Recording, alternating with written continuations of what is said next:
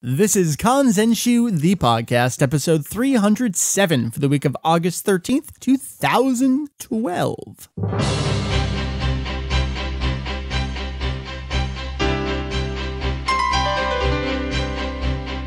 What's up, folks? Welcome to Kanzenshuu, the podcast.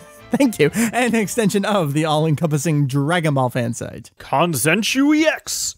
No. I had to add that in. Come on, we just had the discussion. Okay, Kanzenshuu. Thank you. You're going to confuse everyone. You're destroying my brand marketing strategies. I'm totally distracted by my phone right now. Put your phone down. Like a teenage girl texting away when you're supposed to be doing real work. Oh my God, Mike, I'm going to text you right now. I'm doing the podcast with you. We cover anything and everything Dragon Ball in hopes of enlightening and a little bit of entertaining. My name is Mike Vegito EX, and joining me, I don't know what he's doing over there, Heath, Mr. Hujio, sir. I guess I can call you the co-owner or co-editor, all that stuff of Kanzenshuu. Welcome, sir. That is true. I do edit pages, so I've determined that I am editor-in-chief. What can we give you as a title? am I like, I think I'm manager of content relations or something. I don't know. I like that. And we have our senior Japanese correspondent, Julian, and he's back in Japan right now, so we're giving him the week off. I'm so sad. I told him, hey, when you're flying over Nebraska, you should totally stop by, but he didn't really want to jump out of the airplane. It doesn't really work that way. Yeah. It was great having him last week, though. It was, I always enjoy seeing Julian every 3 years or so, I guess it is at this point. Just you wait. He'll be back sooner than you know it. I'm hoping so. So, dude, you and I, it's been kind of a crazy week all around for everyone. So we're going to do one of those chill episodes where we talk about site content a little bit because we have some additional updates that Julian and I didn't want to talk about last week because you're really the figurehead behind it all, and you've done a couple extra updates to it. So I think we'll take some time to talk about the animation styles guide that you've been doing on the site, and we're going to do tons of questions this week because we got a nice backlog from folks emailing in and tweeting in and all that good stuff. Facebooking us. And that's a thing, right? Facebook. And then there's like Pinterest now and all these other things that I guess I did learn about, like LinkedIn, and I don't know. I don't think we use LinkedIn. What's happened to the internet since 1998? Remember LiveJournal? I don't know. I do. Did you use LiveJournal? I never used it, but I know of it, and I know many, many people that have used it. Yeah, I read things on LiveJournal. Anyway, so we do have some good stuff. I have a couple stories that I actually want to dig into a little bit. First one's not really important to anyone other than me, but I actually started a new job this past week, so that's part of the craziness of not having a traditional topic ready for the show. But you did hear last week I was in between laptops. I am on my new laptop right now, and Heath, I am talking to you from the magic of OS X now. So our operating systems are battling each other? They are. That what we're doing? And I got to say, not only do I sound better, but I think I'm a little more handsome now that I'm using this computer. Well, let's not call the kettle black, shall we? I have this gorgeous MacBook Pro that I got, so that's what I'm recording on now. I'm kind of excited. The previous Dell laptop I had at work, that thing was a pile of crap. You heard the random skips that would occasionally happen during the show on my audio, and the syncing would go out of whack, and it would take all this extra time to edit. So I'm kind of looking forward to at least parading along with the cult of Mac a little bit for this rock solid recording I got going on. See, it's only because you have Jeff on your end that's yes. Like talking into your ear. Mike, you need a MacBook Pro. He was close to convincing me. I had this Asus laptop all picked out. It was going to be like gaming ready and all that stuff. But I got this one for work, so I'm happy. See, I have my Dell. The same one. I remember, I used to have that exact same one, and that was solid enough, but they gave me a new one. It was terrible. All right, so Dragon Ball specific, I have two things here. Heath, you will remember last time you and I talked together on the show, we did talk about the September issue of V-Jump, which had a whole bunch of extra little fun things, and I was getting ready to order it, and I didn't want to pay the shipping and all that. Well, Oh my God, you bought it. I'm dumb. I ended up Why am I not surprised? I feel like I should be shocked in some form, but I know but you're not. And you just buy things. So I did pick it up. So is there a cool pull-out poster right in the is, front? and so, it's not in the front. I can show you. It's like a little bit in the middle of the magazine here. It's an audio podcast. Yep. So, yeah, it pulls out from the middle. But it's one of these cases where, all right, I got the magazine. I don't like taking things out of my pristine magazines. So now I have this gorgeous the same thing. Dragon Ball GT / Dragon Quest X poster in there. And I don't even want to take the Super Saiyan 3 Trunks card out of the little blue foldy thing. I felt like sacrilege when I was taking that Jump Super, whatever, the DVD that came with episode of Bar. Oh, I know, right? But you had to. Oh my God, I'm ripping this out. Why am I doing this? Why didn't I order 2? Yeah. I used to do that with the monthly jumps for Nekomajin. I would order 2 of those. See, it helps when inflation and the yen and the dollar were a little closer together. It was easier but now back then. It's not so easy to order 2 of everything, especially it's shipping. It's totally shipping. It's crazy. It's like 4 times the cost of the the magazine is $6. It's going to cost me $15, $20 to ship it. I don't know. But I did that anyway. I don't know how much there is to say about it's an issue of eJump. It's got the exact same things that we said it was going to have. They're in there. So in more interesting news, I bought myself a second copy of Legendary Super Warriors on Game Boy Color. Why? Well, I've been on this kind of rampage of looking for cheap Game Boy games on eBay that I never actually owned myself, but I played a lot as a kid, such as Teenage Mutant Ninja Turtles Fall of the Foot Clan. Plenty of friends own that game. I never owned it myself, so I found a copy for 99 cents. And I've been buying, I bought that, I bought Legend of the River King, I bought, what else did I get recently? I bought all Final Fantasy Legend 1 through 3 and Final Fantasy Adventure, like all bunch of moderately okay to shitty Game Boy games. And then I said, Legendary Super Warriors, which you could sort of say was the actual beginning of the Renaissance for Dragon Ball, because that game came out, I believe it was 2001. May have been... it was the first one that came out right before Dragon Ball Z for the PS2. Right, let's fact check this. We can do this because we're on the internet and I can edit. Legendary Super Warriors. Oh no, that was 2002. Was it 2002? Yeah, it was 2002. But it was still before, wasn't it? It was. So I am correct in my statement. Yes. Legendary Super Warriors was August 2002, and then Dragon Ball Z. And remember, we got that first in the US, and then it came out later. That's true. In Japan. That was December 2002 in North America. And then, oh my God, they didn't get it till almost... Oh no, there's a GameCube version that came out. I always forget there's a GameCube version of Dragon Ball Z. I know, of that and the second one. And the first one was weird because then they added the Toriyama shading, the cell shading to that version of the game for the GameCube release and all that. But anyway, so I bought a second copy of Legendary Super Warriors. I got a complete in box because I just had cartridge only prior to that. So now I do own complete in box versions of the entire Game Boy, including the Game Boy, because I mean, most of them were Game Boy Advance games, at least of the North American releases.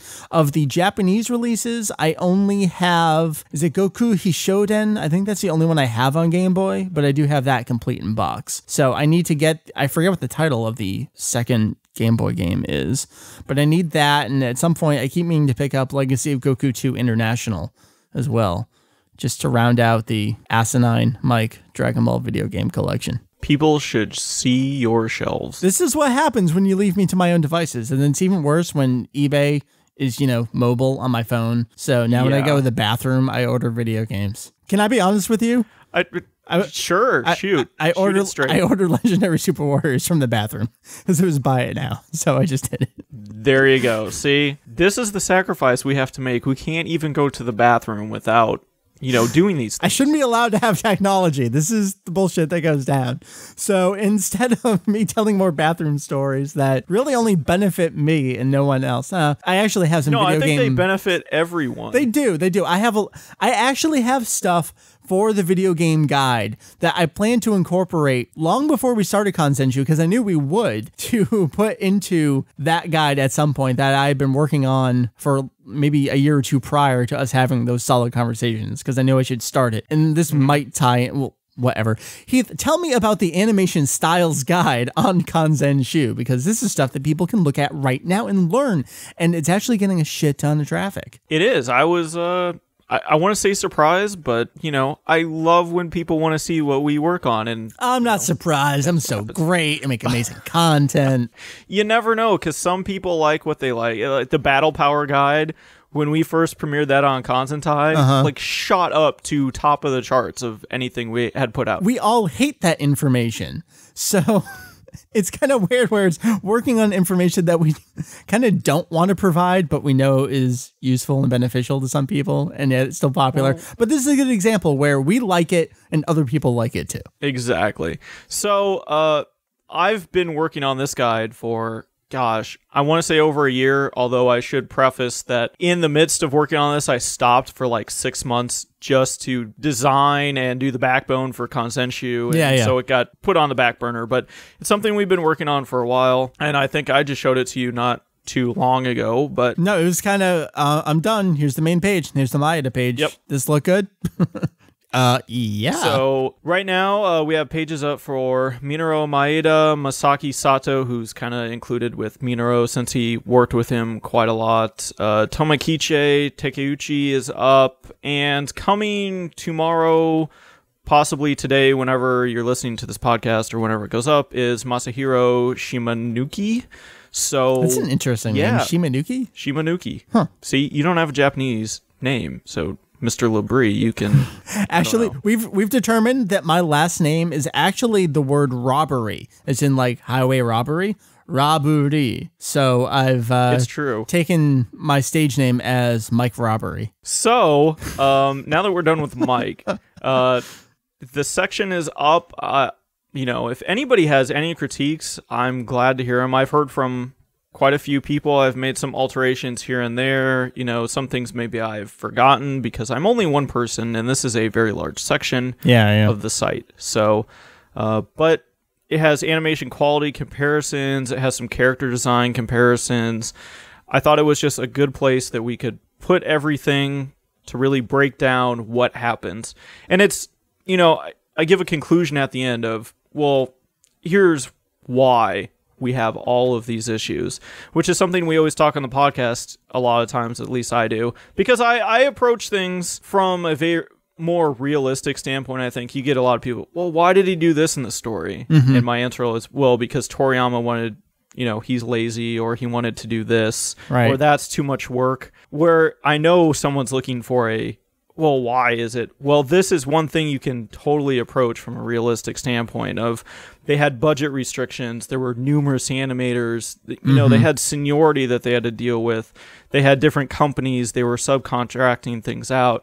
A lot of things that even animation to this day, you still see these things. I know Naruto and even One Piece have back and forth days. The problem is it just seems so much more evident in earlier animation, such as in the 1970s, 80s, 90s, because it was all hand-drawn. There were no computers. You know, you screw one frame up and everyone copies that one frame through the entire show. Right. Whereas nowadays with digital animation, you catch it, you change it, then it gets changed through the entire thing, and it's much easier, but you still do have bad animators. There's nothing you can do about that. Sure. You know, just to take it over to what you're saying about story related, why did the character do this? What was their motivation? And why didn't they transform into this stage? A lot of those questions of, you know, why aren't there sparks in this scene when he's supposed to be Super Saiyan 2? Some of this stuff can answer those questions, and it's like you're saying, it might not be the answer you're looking for, but it might be better of an answer in that regard, because then you can kind of just toss it to the side and say, all right, maybe this isn't the right scene to take into account to answer these kinds of questions based on who animated it, what studio animated it. So you can almost break down all of those questions in totally different ways. You have to remember, I mean, they're all human too, and a lot, you know, I wouldn't say a lot, but we know some of them, they may not even be avid fans of the series. There are a lot of animators, they do it because that's their job, and they say, hey, now you're going to do this series. they're not Toriyama. They don't sit down and be like, oh my god, do I need sparks in this scene? Does his hair need to be really spiky right here because he's Super Saiyan 2?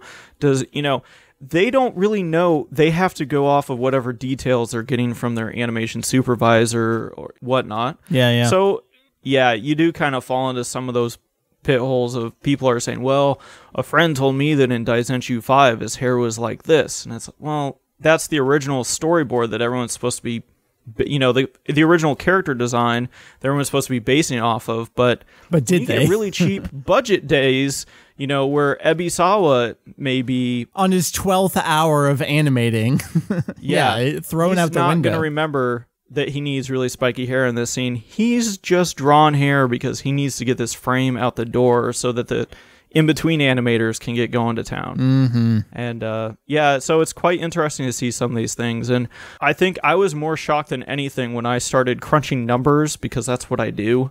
Yep. When you look at Ebisawa and was it Uchiyama, each of them basically every 4 to 6 episodes for the entire length of all 3 series is what they animated. Oh, well, that explains so much. Insane. Yeah. So that's where you get those bad animation days. I know I saw some instances where Ebisawa would animate an episode, then someone, I'd say more skilled, comes in, and then Ebisawa does the very next episode after them. And so it's like they only had like a 2-week turnaround to animate another episode. You have a couple great examples there where it's the scene is repeated, whether it's in a preview or a recap, and it goes into and it kind of retells the same scene, maybe from a different perspective, but sometimes exactly the same way. And one of our favorite examples has always been Trunks slices Frieza in half, ends the episode. Next up, it was a Nebisawa episode, the next episode? Yes. That explains why it looks like garbage all of a sudden, which carried over to Kai when those episode splits weren't necessarily episode splits and not even necessarily eye-catch splits, where it was just second to second different animation studios working on that. Well, and then I think I even pointed out, because you have to remember, we went through and did the 3, I would say, superior animators of the 3 series. And if you look at the Trunks being sliced in half, at the end of the episode, that scene is drawn by Nakatsuru. Yeah. Your man, the guy that number you one love. Man, yep. And then you come in the very next episode right away, it's Ebisawa. And it doesn't even compare. It's grotesque, that scene. So, dude, the Animation Styles Guide, it's got a great response right now, and it's going to continue to be updated for at least the foreseeable future with a lot more animators. Hopefully. That's the plan anyway. Awesome. Any other, we're already talking about site content. Is there any other site stuff? You kind of redid feature pages a little bit. I know my Dragon Box isn't perfect. Never actually had all of it. I think that was my fault that I never finished the page. Yeah, I ported the features and then I forgot to finish that page. Yeah, you had little text on the side that just said insert video. I was like, okay. So I had to track that all down from... Well, it was your site, so it's not like I had all the videos anyway. Well, you had them; they were online. Yeah, I guess so. You didn't have full access, so I got that all up, and then I had to re-script a couple things just because each site was structured differently. Yeah. I just updated the styles of all the pages. Right now, I'm going through the reviews section, just kind of updating that a little because nice. I'm anal about those things, and I want all the pages to kind of have the exact same structure, same layout, try not to confuse everyone. But a lot of that was we wanted to get as much of the most important content done, and some of that was, well, it's still going to be a table, and it's still going to have inline CSS just to get the page done. There's nothing wrong with that, just to get the page up. So I changed some of that. Now we're just kind of fleshing some of that stuff out, and it's good to see. Cool. Hopefully I can get back to, I got to finish up some more of the music database. I got to send some stuff back over to Julian, finish up, I think the Dragon Ball Kai CDs page is next on my hit list. But having the CD sets done was a great relief. That Kanzenshuu That was a battle. Basically took me an entire day to do. All right, so that's all site stuff. We got a bunch of news and we have tons of questions. So I say let's jump into the rest of the show here. We might as well. First bit of news, not really interesting because there's not a whole lot Dragon Ball, but Namco Bandai Q1 fiscal 2013. The net income this quarter was $10.225 billion, which is approximately $130 million. So that's really good. There's just not a whole lot of Dragon Ball going on right now. It did make the list. They usually list the top 5 or 6 best performing franchises of the quarter. Dragon Ball was not there for about, was it a year or two? At least a full year. It wasn't there. At least a year and a half, I'm pretty sure. But post Kai, it's been getting back up on the list. It did 1.8 billion yen this quarter, up just barely from 1.7 billion yen it did the same quarter last year. So this was Q1 fiscal 2013. That was Q1 fiscal 2012. They are projecting a drop, though. Last year was 11.8 billion for the full fiscal year. They're projecting this fiscal year down to 8.5. I think that's kind of expected. Last year was an unexpected high, so I feel like this is a little more realistic. They're being a little more conservative about what they expect to happen coming off of last year's shocking. Wait, how did we make money? Yeah, how did we make money? At least on Dragon Ball. There were no Dragon Ball games this quarter. Dragon Ball Ultimate Blast, Ultimate Tenkaichi was last year, so nothing to say there. But there is general toys and hobby merchandise, which is the non-video game stuff. Jumped up a little bit in net sales. They did 0.9, as in not quite 1 billion yen last quarter. Last year's Q1, 2012, up to 1.0 billion yen this quarter. So they're jumping ever so slightly. They're forecasting 4 billion yen for the year, which is a drop from last year's 4.4 billion yen. But keep in mind, this is only the first quarter. Their projections do shift up and down throughout the entire course of the year. So that's it. It'll be interesting to see what's going to happen with this new movie. Yeah, and are we going to get new figure kind of stuffage, especially if there's new characters? That always helps. Will it tie into Dragon Ball Heroes in any way? Because that's doing kind of well for them. I guess we'll just have to wait and watch. Yep. Like I said, unfortunately, not very interesting, just a slow first quarter. I mean, there's a good quarter for them, for Namco Bandai, but Dragon Ball, not a whole lot going on. So, Heath, I guess take it over to a Jump Superhero Special Collection DVD, A Numero a Dos. A Numero Dos is out. It has the same tagline as Hot-Blooded Battle Heroes. It's a cheap line of semi-previewish DVDs that feature the first episode of a couple series, most notably Dragon Ball and Dragon Ball Z. Dragon Ball was on Volume 1. Dragon Ball Z will be on Volume 2. But we also found out that on this came out on July 20th, but we also found out that Volume 4, which is due out in October, will feature the first episode of Dragon Ball GT, which ultimately will bring us to the conclusion of the Dragon Ball franchise as far as we know, because I doubt they will include Dragon Ball Kai since it's so recent, because it does appear that they are going back to more of their older peak generation anime series. So hopefully this will be it. I have no idea, but we'll find out. There was a preview trailer that they posted up that says there will be 6 volumes in total.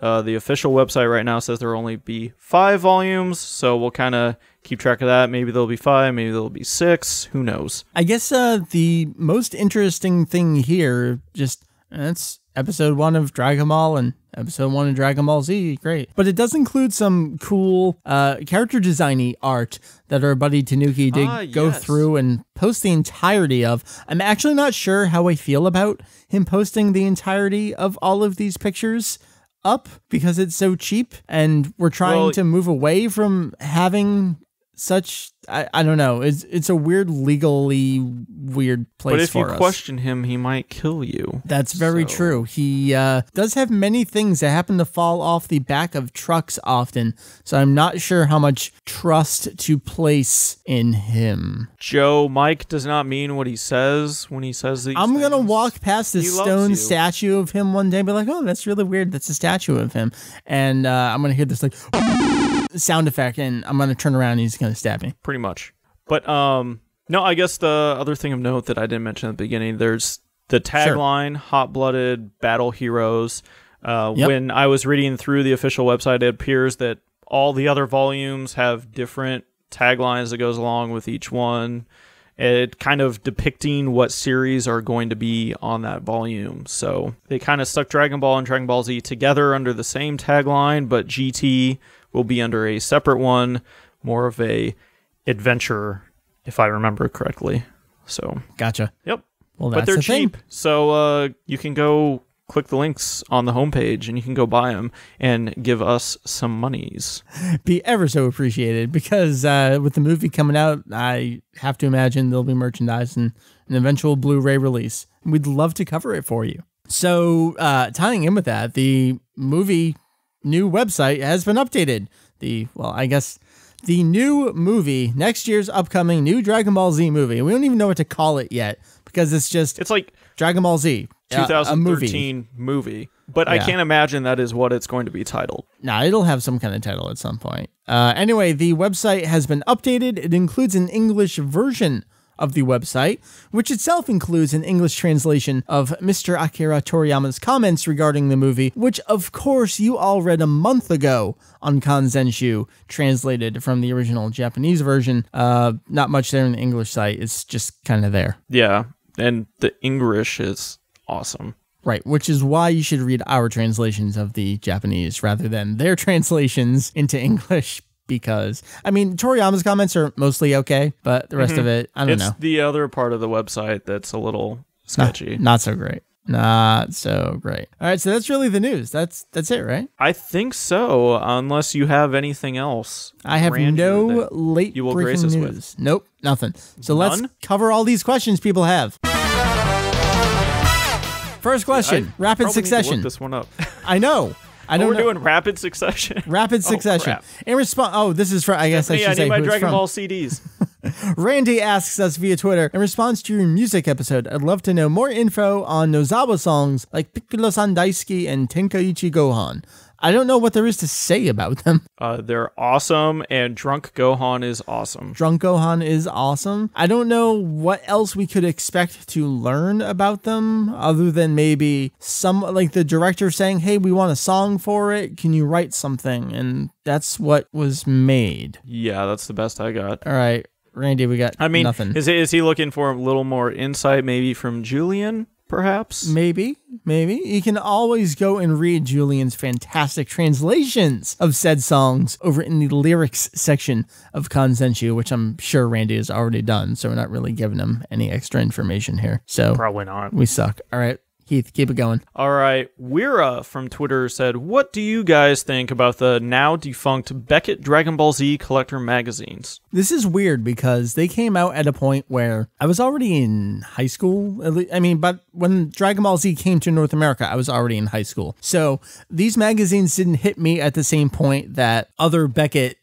baseball card magazines hit me when I was super young and collecting baseball cards and into those different kinds of fandoms. So when I picked up these magazines, I was already running my website and was aware of all the terrible information inside of these magazines.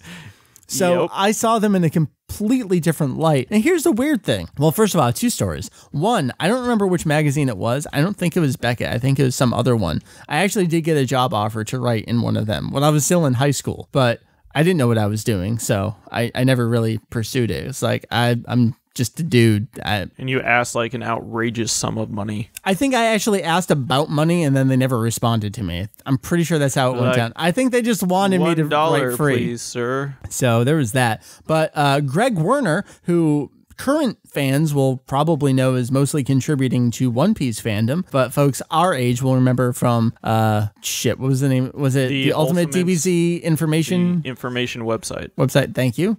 Which later turned into the Grand Line, but obviously the old site is still there. Greg wrote for, I'm pretty sure it was Beckett, or was it one of the other ones as well? Do you remember? I think it was Beckett. I think it was Beckett. If I remember correctly. And Greg did stuff where basically he was translating from the Kanzenshuu. I know he did one of the first translations of the timeline from, is it Kanzenshuu 7 that has the timeline? Yes. That sounds about right. So that was included in there. He actually did some of the timeline stuff from the Dragon Ball GT Perfect Files as well, which was published in the Beckett magazines.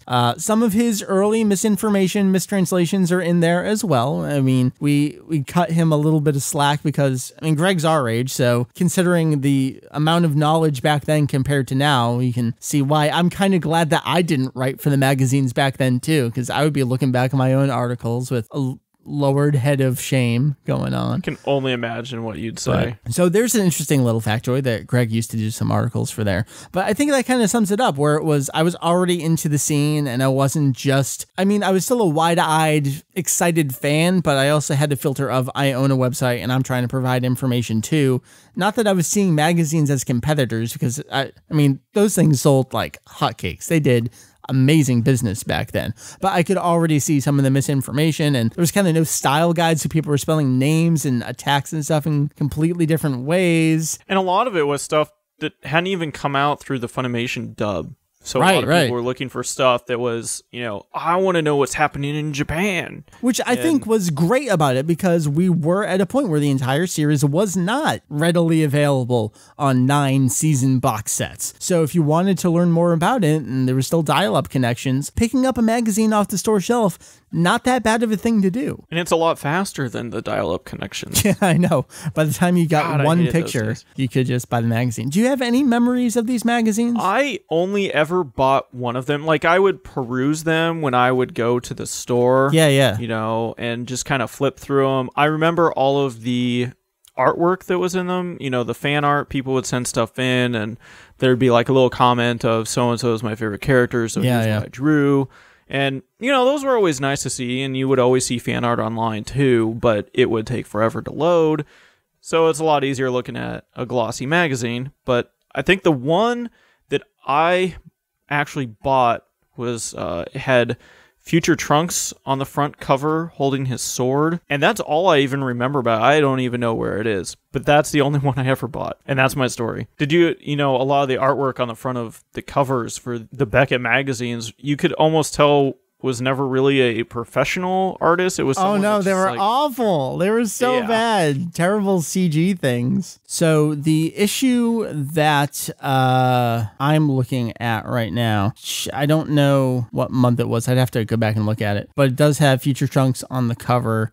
This month's Hut Links, The Black Gohan. Great graphics, gaming, music, and so much more. Followed by Kanzenshuu EX, lots of music, commentary, clips, and news. So we did have a little feature. I do have a scan of this over on my personal blog. I'll, if I can remember, I'll include it in the show notes for this episode. I mean, I saw the faults, but I also got a plug in a legitimate Wikipedia. Is this notable? Yes, notable. Printed in the pages of Beckett Dragon Ball Z Collector, Kanzenshuu EX. Primary source, done and done. Notable. That's it. That's all I got. So who do we have next? We have we have Gozar. Gozar asks us, do you think it was the best move to label the new movie as a Dragon Ball Z movie as opposed to Dragon Ball, like the Jump Super Animator special? I know it's very minor, but I kind of liked how they were ditching the letter subtitles after Dragon Ball. Found it a good way to pay homage to the original manga. Well, here's the interesting thing. The prior specials, at least the Jump Super Animator special, that was Shueisha produced. Obviously, Toei did the animation for it, and then there were things like the Raging Blast 2 special, Plan to Eradicate the Super Saiyans. That's a little weird because Toei obviously produced the animation for that, but Namco Bandai were the ones kind of having it created for them. So I could kind of see that being labeled either way, but at least in terms of and the you JSAT think of the special name of the game that goes along with it was Dragon Ball Raging Blast, not Dragon Ball Z Raging Blast. But so do you think this was the right idea for this new movie to have Z in the title? The thing is I'm torn, and my reasoning is the fact that Dragon Ball, we know the Z was only ever added because Toriyama thought the series was going to end, and they asked him to come up with something for the TV version. Yes. So I always liked that it was nice that they had started using Dragon Ball, but at the same point, I understand completely that it was just because Shueisha and Namco Bandai were involved, so they decided to go with Dragon Ball, which makes sense because they are only on the manga side of things. But at the same time, I completely understand why they went with Dragon Ball Z.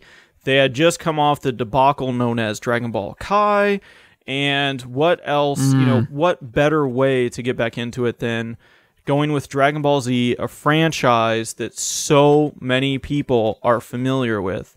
I mean, you can tell people you're a fan of Dragon Ball, and some people will be like, oh, okay. And you say, I'm a fan of Dragon Ball Z, they're more likely to know what that is. Oh, shit, son, DBZ. Yeah, that's interesting you mentioned Kai, because not having the Z there doesn't say anything. But I think having the Z there does say, this is not Kai specifically. Exactly. And as much as Japan does love Little Goku, they do love Z as well. More so probably as shown by the sales of everything. So, well, there's a reason when they released the Dragon Box and the Signals and when they did the anime-manga. And the movies as well. Dragon Ball Z. Z always came first. I think it was the right idea. But going back to what you're saying where you're kind of torn on it, where it's all just Dragon Ball. But it's a marketing standpoint. I mean, that's what they're taking it. And that's smart. That's what we have to understand what they're doing, and it makes total sense. Do I love it? Kinda not. So either way, I'm going to buy it, so does it really matter? Yeah, I'm cool either way. It's a new movie for Dragon Ball. First real new feature-length thing in 17 years. I'm good to go. Yeah, all right, I'm down. Keep us going. Okay, we have... No Chi Her? Is that right? I don't know. That's the name. Chi Her? Now Chi Her? All right. Now Chi Her from Twitter, which could be a guy. I don't know. Is it just me, or did Dragon Ball have some of the most fan sites ever in the late 90s compared to any other anime series today? That's tough for me to answer because Dragon Ball has always been my first and foremost love, other than that whole wife thing. But so it's a good answer. It's tough because I like other series, but I don't actively seek out fan sites for Kenshin or for what else do I like? Well, I don't know, like Bebop and Trigun. It is simple as we're kind of overlooking it a little. The fact that Dragon Ball, especially in the United States, completely coincided with the advent of broadband and dial-up, and everything was colliding all at once. The web. Everyone wanted a website, and you had Angel Fire and localhost, and all these sorts of things. And nowadays, everyone has a blog, and we have a wiki, and you don't have traditional websites like we used to see in the 90s. They just really don't exist anymore. Right. And maybe in a sense, that's kind of what you're seeing is, well, I don't really see fan sites the way, well, because where does everybody go? I'm going to go look up this on Wikipedia. Yeah. They have an entire list of all the current episodes and manga chapters from Japan right now, although some have absolutely horrible translations, but that's beside the point. But who knows, because I'm not into enough series to know if there are tons of websites, but I think you made a great point where Dragon Ball was closing in Japan and was becoming huge elsewhere in the world, North America specifically, at the exact point that the web was exploding in 1996 and onward. I mean, that's when I started getting my first internet-enabled computer, and I contributed to that explosion of Dragon Ball fan sites in the 90s. So just Dragon Ball's size as a franchise probably did mean that it likely had some of the most fan sites ever for that time period, just based on the point of technology, the point of the series, all that stuff together. And I guess we could preface, since we were, both around at that point, in a sense, that many websites, while they did exist, were all clones of one another. So, in a sense, there were a lot, but they were all almost exactly the same thing. Fusion, the Dragon Balls. Yep. Kanzenshuu EX's music guide. Wait, I'm sorry. What was that? Huh? Anyway, so Aaron asks us, got any thoughts on Funimation not announcing any Dragon Boxes at Otakon this year? Not really. No, that's totally expected. I didn't anticipate that they really would, but you never know, because it caught us off guard last time when they originally announced it. But the problem is, now they announced Dragon Box Z, everybody anticipates every single year they're going to get some sort of announcement. Something new. But, I mean, we have heard that, no, they haven't completely shelved it. They would love to do it. They need to know, is there enough interest? Is it going to be viable for them to do it financially? all these sorts of things, and I think they're still kind of figuring out, is the market too soft right now for them to do more Dragon Ball products? I think it's just going to take some time, and who knows, maybe this whole movie thing, if they pick that up and they could really move with some things. We may get some Blu-rays back. Who knows? I'm speculating at this point. I was going to say, coming off of the Level Blu-ray set debacle, this was not the right year to announce any more Dragon Ball Z stuff. This was a good year to lay low on the Dragon Ball property. So I think they made One the Piece right choice. And they got a bunch of other stuff. Yeah, so it was a good year for One Piece. Yeah, I think they're sitting good with what they have right now. I don't think there's any reason that they need to rush into any more Dragon boxes. I agree. So I mean, we want them. We do want them. I think maybe you can speculate a little with me on this, but if they were to announce any other Dragon boxes at this point, I think it would be the movies one before they did anything else. I agree, because it's a lower cost of entry for everyone. There's fewer of them to worry about. There's only, is it 17 total? 13, 3, 1. Yeah. Assuming they're not including the Trunks special, Bardock. Right, Trunks and Bardock. So you've only got the 17 things to worry about. They could break that up into 2 sets or 3 smaller sets, and that could still go on store shelves and just put them out 3 or 4 months a pop, go over the span of a year. That could work out well. But they've got versions of the shows on store shelves still right now. I believe the green bricks were 2009, maybe into 2010 for GT. That's recent enough. And the blue bricks for Dragon Ball are recent enough. Leave the show alone for a little bit. More than anything, I'm still kind of shocked that we don't see the Jump Super Animator special, or at the very least, their own release of Plan to Eradicate the Super Saiyans. They've expressed interest. They've had hints that were posted and then deleted after they were posted. So I don't know what's up with that. We know people always ask us, and people always ask Funimation, why don't they do it? What's wrong with them? Don't they? Of course they want to release these things. They are probably chomping at the bit to release these things, but who knows how many other companies are involved. Is it a legal and licensing disaster? We have no idea. It's probably more difficult than just saying, hey, can we license the Dragon Boxes? Good to go? All right, let me sign, we're done. Yeah, I mean, at this point, we know they want to, and I think they will. The question is when, and nobody knows except, Funimation probably doesn't even know. They might not even know. Yeah, it's true. They could be talking every month. Like, how's that offer going? Have they accepted it? Did the person who works with the person who reports to the person who sees this person for sake only every other Saturday at 3 p.m., did they approve anything yet? I don't know. All right, we'll talk to you next month. Well, they'll keep going as long as they keep getting free sake. Yeah, so. Exactly. All right. Keep us going here. We got more questions. Alex from Twitter wants to know, could Nappa have beaten Goku if Goku did not know Kaioken? All right, so I think this is a simple answer. Let's ignore. You want to break this down? Let's ignore battle powers. I don't want to get into numbers specifically. Oh, I didn't even think of doing numbers. Okay, but even not taking those into consideration, I think it's pretty clear that Goku is established as being far more powerful than Nappa and being able to take Nappa. The point of the Kaioken there was, shit, he's too far away. He's about to get Gohan and Krillin. I need to get there 2 seconds ago. How do I accomplish this? So that's why he used Kaioken there. See, now you're using my own logic against me. Do you have any other thoughts? That's exactly what I was thinking. I mean, yeah, you see him through that whole episode or 2 episodes. He's clearly just toying with Nappa. In fact, Vegeta even notes, oh my god, he's just messing with him. The only reason he even has to use it is just to save his friends. Hold on there. I think he could have easily won without There are a couple quotes, because there's this, a lot of people bring this up. There's Nappa's durability, where he seems to be able to take attacks and take these long drawn out fights and not be as worn down. I mean, look at the size of the dude. He can obviously take a punch. And Goku is commenting, and that's where Kaioken comes in, just his speed on some of those attacks. Not as fast as Goku, but even that mouth blast and Goku having to fire the Kamehameha there, he had, it was like a split second reaction there. He had to even though you see Nappa charging up, so I don't know what was going on there. But so I think there were a couple things that Nappa has to his advantage, but Goku was still able to think about and strategize around those. I think if it came down to it, he would have just taken out Nappa and been done with it and moved on to Vegeta, which is what he did. Yeah, agreed.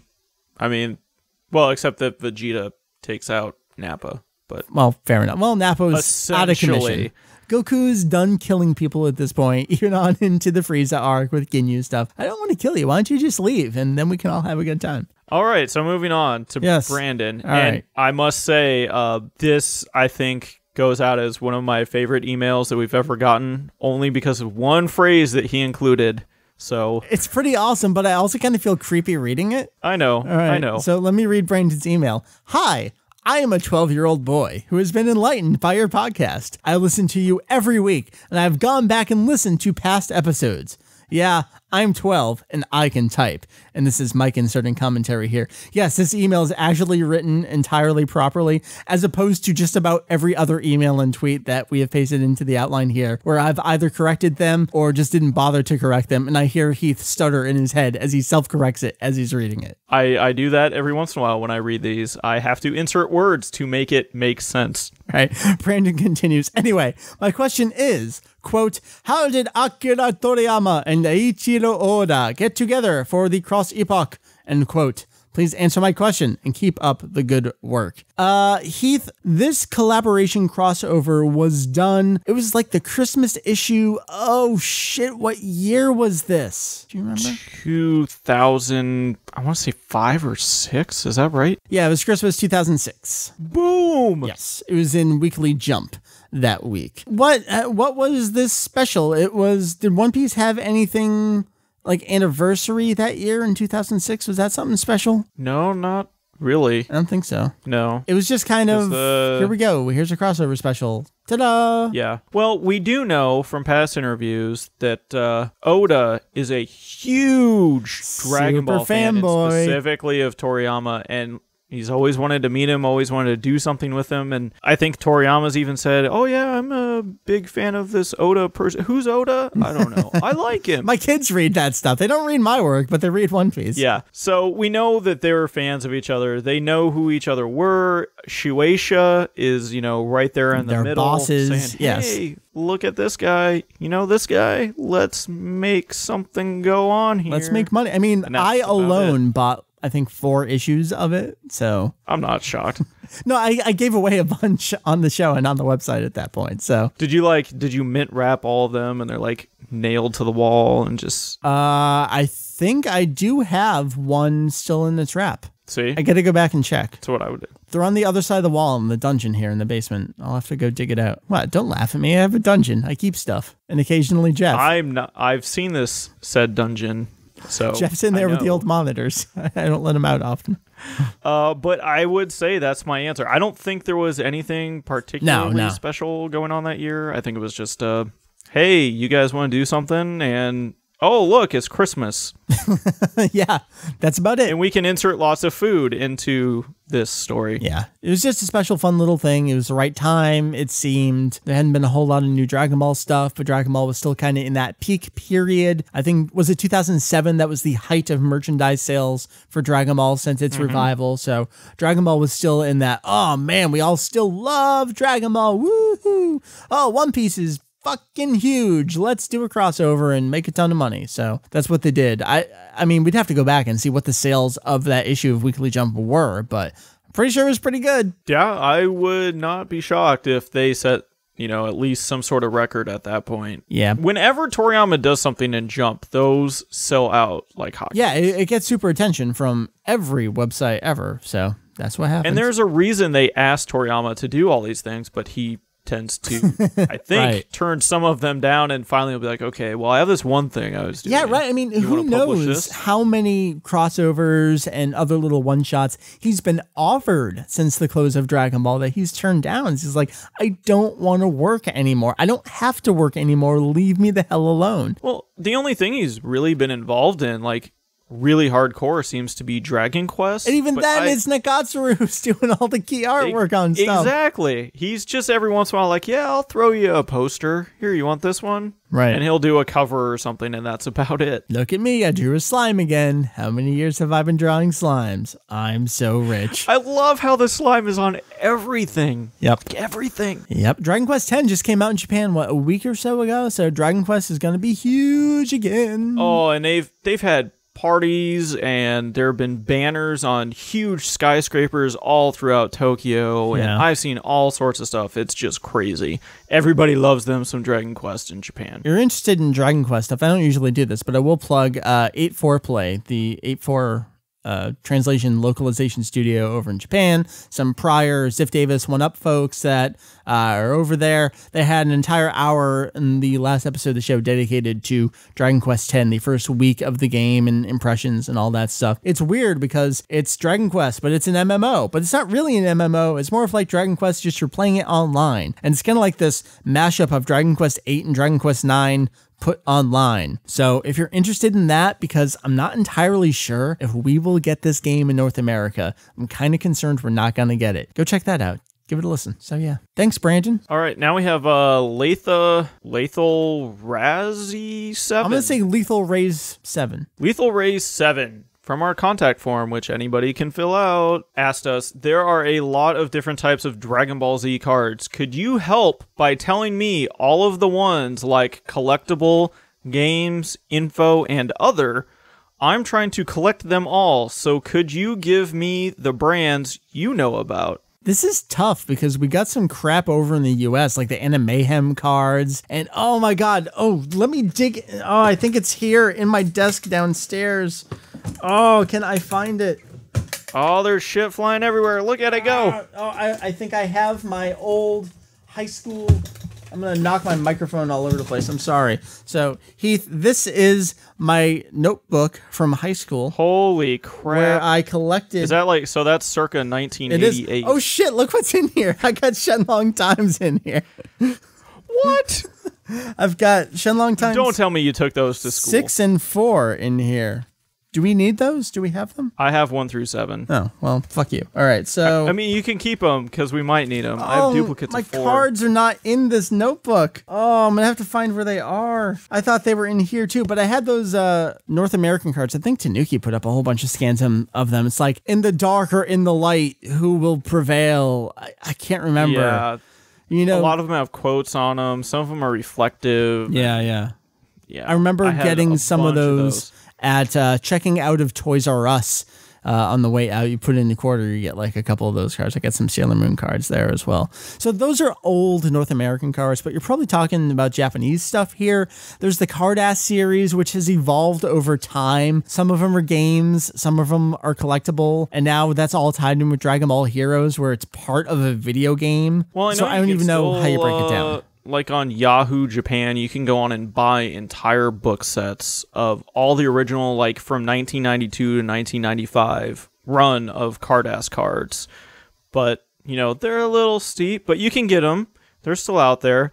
And then, yeah, you started around the, 2002, 2003 years, where a lot of the arcade games started coming back for Card-Ass, and then they started rolling them around into different gaming systems, and then it starts to get really confusing because you have not just Card-Ass cards, but you have, say, Dragon Ball Heroes and all these different ones. And then you have promotional cards from all of the different magazines and who knows what.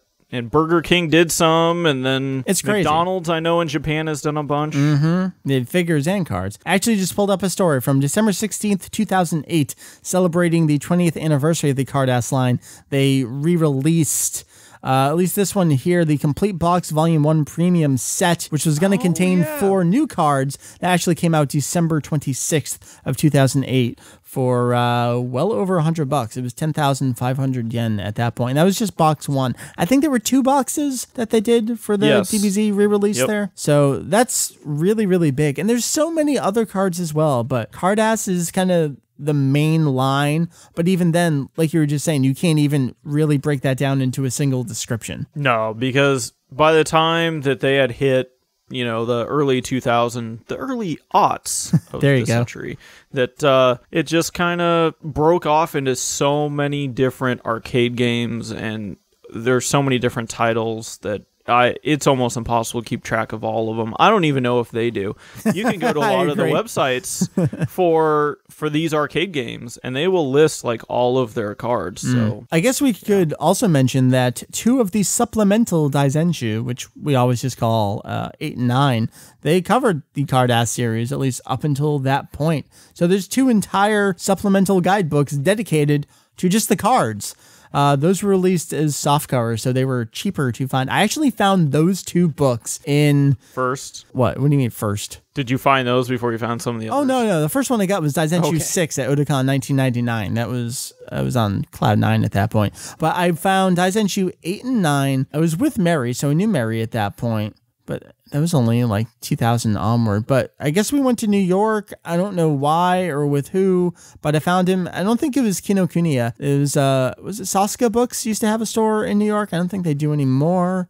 Not entirely sure. But I just found them on the shelf, new, 8 and 9. I was so excited. And I only paid cover price for them. So that was way better than getting Kanzenshuu 7 for, well, I think I only got that one for like $10. But most people buy it for about 50. So, all right, I'm done being a jackass here. There are so many fun Kanzenshuu stories. The Kanzenshuu stories are so good, but I guess we can say the Kanzenshuu, what we'll call 8-9, the supplemental issues that they released, they just tell you how to play the game, and then they literally have scans of every single card broken down by the different releases that they had, oh, here's our reflective card release for 1993, and they list all 50 cards, and that's about it. It's a book of cards. So they're nothing very exciting. There's nothing to translate except for how to play the game. There you go. All right, here's an easy one, or maybe not an easy one. Dr. Goins wants to know, hey, have a question. Yes, you do. When are you going to put up the character page? Do we even know, Heath, what the character page is going to be? We have no idea what it's going to be. We know it's going to be something. Is that going to be tied in the name puns and that guy? Maybe? Yes, I think that's the plan. It's one of those things that we want Jake and Julian to get together right. and do hash it out. Right. So we'll just have to lock them into my dungeon here, and maybe in a couple of years. I think it's going to be a combination of, I don't know, maybe people remember what Kanzenshuu had of, we had very brief sort of, we're going to list the main points, but you know who Goku is. I don't think you need us to give you a 15-page write-out of Goku's entire life. Right. So we gave you 3 sentences, and hopefully you can figure out the rest. Goku is a boy. So he likes food. He dies a couple times. Yeah, just a couple. And so I think it's going to be that mixed in with the pun guide, maybe mixed in with here's a link to their Kanzenshuu 7 entry here. It'll be kind of a big sort of group effort, I think. And it's something that we just haven't gotten to yet. Pencil Partner says, hi, Kanzenshuu. I am an avid fan of you site and listen to your podcasts anytime I have a chance. I just have one question I was hoping you could answer on your next podcast. You said a couple podcasts back that Funimation's rights to Dragon Ball Z end in 2015. Does this mean that when that time comes, they will discontinue the orange/blue bricks? Thanks, and keep up the amazing site. Also, Mary, thanks for keeping up Temple of Trunks website.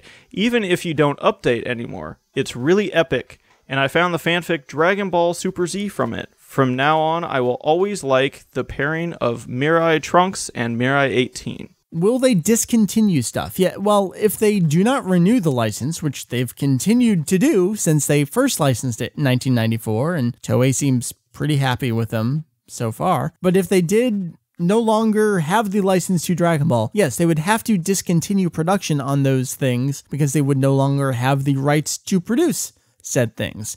It's like what happens when companies lose the rights to other series, or even Funimation chooses to no longer renew their license on stuff, like Kodomo no Omocha. Once they didn't renew that license, they can't keep producing those things. They can keep selling what they've already made and sell it out to stores, but that's it. Once it's sold, it's sold. I don't think that's going to be the case with Dragon Ball. Would you really think that they just give away their bread and butter that's basically built their entire company? I don't.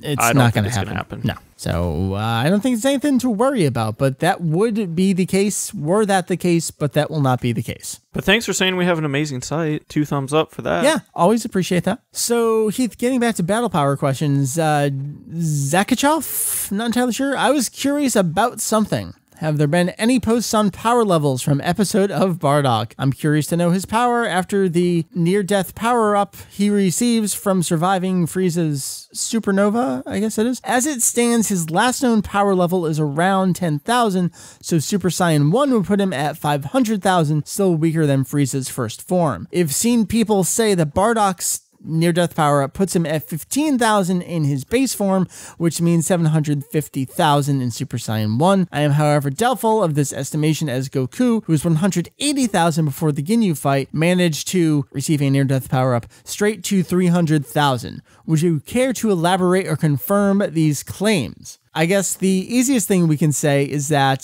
the only kind of extra information about any characters in episode of Bardock was that one page before the first chapter, and really the focus of the page was saying, here's Chilled, he was designed by Toriyama. Ain't that cool, kids? That's it. Yeah, that's it. There's nothing. I mean, if you want to count random numbers from Dragon Ball Heroes, I guess we could do that, but I don't even know what I don't those even are. know what's in there. Yeah. And since Right. when is that really a supernova? Is that what that's named? Is that a made-up attack name? It might be a video game name for the attack. I'm not entirely sure. I have no idea. That Frieza used, I just assumed it was a giant death ball. I don't know. That's what I thought. In fact, I'm pretty sure that's what it's called, even in the Kanzenshuu. But Well, whatever. I think I have no idea. there may be a larger, like, ultimate move called Supernova in the video games. I can't remember. Or maybe that was Coola's technique. I'm not sure. But yeah, they've really shied away from assigning numbers to these things over the years. They sort of did in the Dragon Ball Z, the Budokai games on PS2, and that's thrown people into a hissy fit with some of those numbers, but they just don't care anymore because it doesn't affect the story they want to tell, which is this 20-minute quasi-sequel story that's just going to tie into a marketing blitz. Well, I'm just going to say that I'm going to assume Zakharov is a guy, so he, in his own paragraph here, kind of makes the point that I think we're talking about, the fact that they have steered clear of these power level numbers, because in itself we can see, well, Goku was here when they said, you know, he fought the Ginyu Tokusentai, but Bardock is apparently this, and yeah, the numbers don't match. It kind of conflicts with storytelling opportunities. Yeah. So they said, oh crap, why are we doing this? And they got rid of them because, again, they do not go well with stories when you have to think of logical things and matching numbers to illogical things. Yeah, if you have to match the numbers, you can't tell the stories you want to tell to sell the things you want to sell. So they are businesses. So in that respect, they're going to ignore those numbers and just tell the story they want to tell. And my favorite part, I think, I don't know, maybe this is so subtle, nobody really picks up on it, but the fact that there are no scouters, and even in the 2008 JSAT special, the one scouter that shows up gets broken when Goku powers up.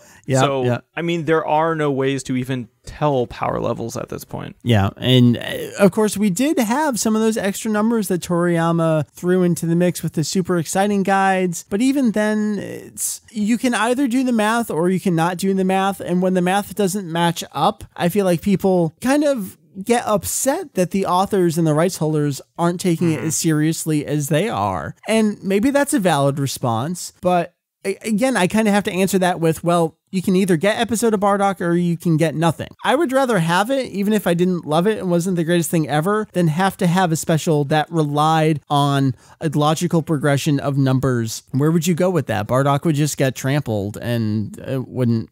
Maybe that would have been a better special instead of walking off heroically into the limelight. I can just throw out, maybe from a storytelling standpoint, that, well, Chilled is not going to be as powerful as Frieza because we went into the past, and at that point his rays had not evolved certain molecules to reach that certain power level. So Bardock being at this base could easily defeat him. I mean, I'm pulling this out of my ass, but I think it would all work that's as fine. a That's what storytelling point. That's what we're all doing with Dragon Ball. I forget who wrote it, but on the forum recently, someone said, oh, maybe Chilled was that first mutation in that family. He is the first one to have that type of power, and it just expands over the years. So who knows what he's at. Bliska20, I don't know what the name here was. I love what information you stated on the Super Saiyan forms. However, you forgot about Gohan Mystic form during the Buu Saga, his third stage given to him by the Elder Kai. I would like to know your feedback on that form and why you think in the GT series Gohan was not able to achieve it anymore. The problem with this question is, I'm glad you like what we said. I don't know where it is you're talking about where we said what it is that we said.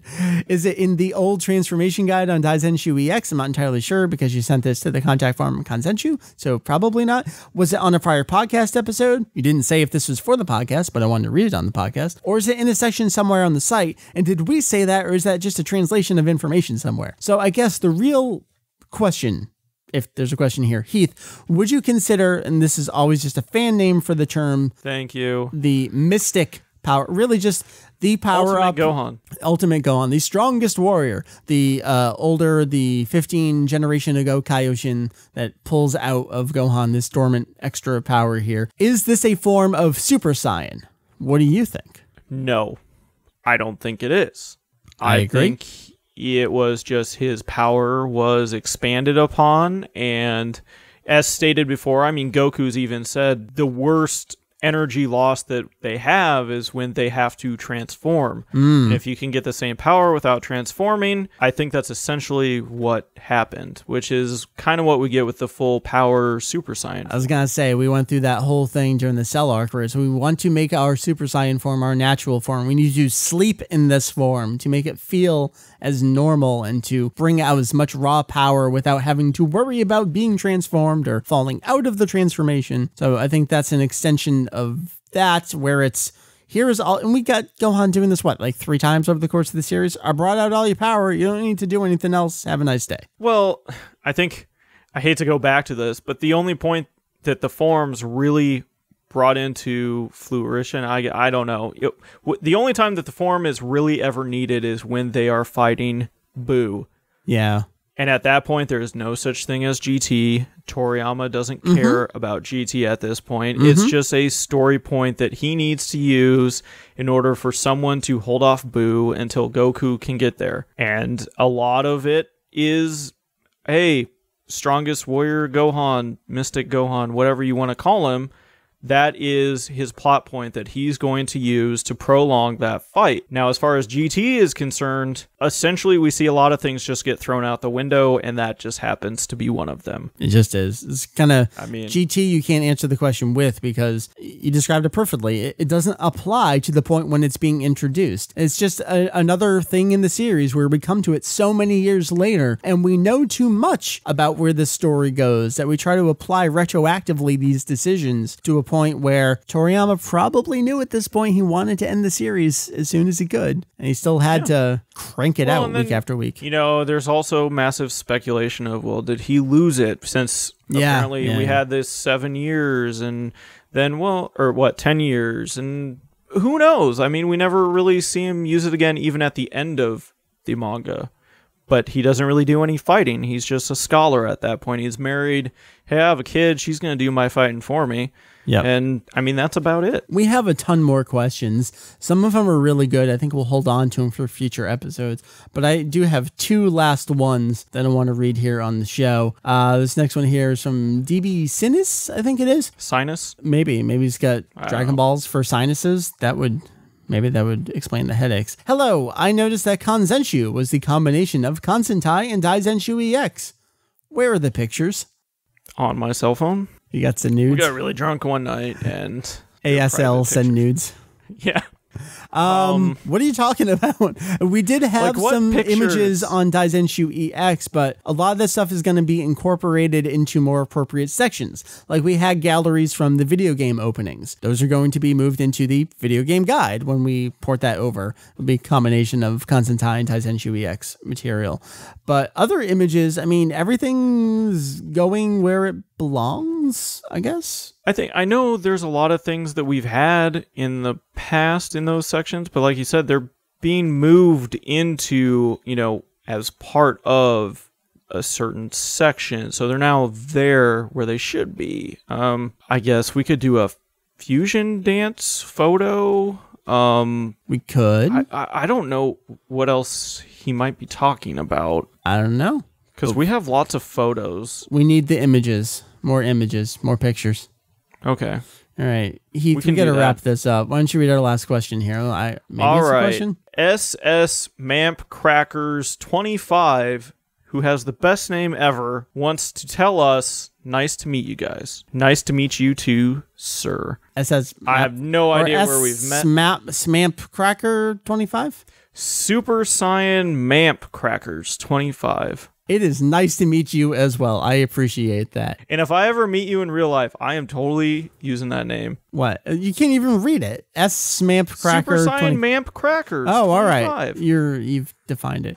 Heath, that's going to wrap us up. We've had a full episode. We've had a crash in the middle of the episode. I'm going to recover this and stuff. So why don't you tell the cool kids where they can find Kanzenshuu? You can find us at the URL of www.kanzenshuu.com. Man, you got that nailed down. That's a website. You can find the animation styles guide. You can find this podcast that you're listening to right now. You can find all the news that we have week in, week out, all that good stuff, Kanzenshuu.com. So that's going to wrap us up. Hopefully we get back onto a regular schedule. I mean, we're on a regular schedule, but I want to get back to topics again. We need to pull Jeff in. He's out this weekend, but I didn't read a certain non-question from a certain moderator on our forum on Twitter, kind of poking fun at a section, a Toddpast Pocket that we haven't done in about half a year at this point, but it is coming soon. Suck it. It's coming. I'm in that kind of mood tonight. So yeah, massively delayed. So yeah, suck on that, OS X, you crasher. Windows 7 over here, representing no crashing. I do have Boot Camp. I could go into Windows 7 if I wanted to. I'll probably install Ubuntu on it as well, so I can really see what the problem is, if it's hardware related or not. All right, Heath, thank you, dude. So for you over there, I appreciate it. My name is Mike Vegito EX. This was episode 307 of our podcast. We will check it back next week for episode 308. Heath, final closing comments. They are... have fun, everybody be safe, and we'll hope to see everybody with all of our fingers next week. Trick or treat. Have a great Christmas. 一人一人